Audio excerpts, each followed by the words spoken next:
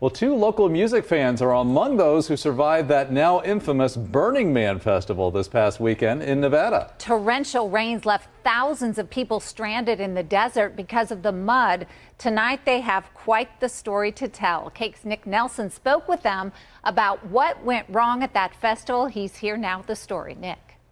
Yeah, Deb and David, take a look at this video taken at the Burning Man Festival. You can see the torrential rains just causing all of this really thick mud that made it hard for a lot of people, made it a hazard for people at the event. Now, 2 local residents who were there are sharing what they saw on the ground in Nevada.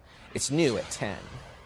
My suggestion is if somebody says, if they're from that area and they say, hey, don't drive right now, it's not safe, probably listen, so. Krista Doffing was excited to attend the annual Burning Man Festival in Nevada for the first time this year, but she had no idea that this Burning Man would get so much media attention because of the muddy and sometimes dangerous conditions caused by heavy rain. She says things can sometimes go wrong at festivals like this, and preparation is key to staying safe. You've got to kind of plan for it not to happen that way.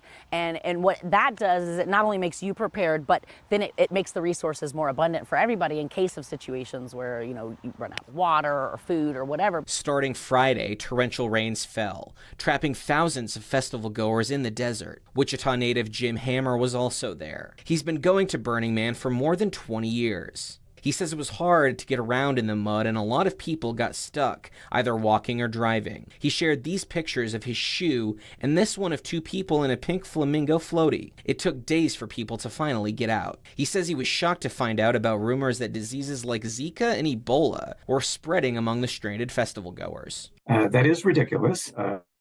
No one that we know of got serious illnesses. No one in my camp had any symptoms of any kind. There were jokes about that online, of course, about Ebola.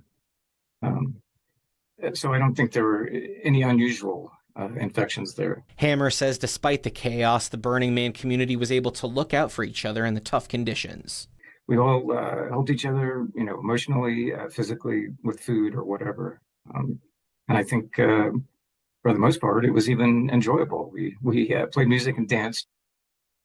And Doffing made it home to El Dorado last night. Hammer is still on his way tonight. At least 1 person died while attending the festival last week. In studio, Nick Nelson, KAKE News on your side.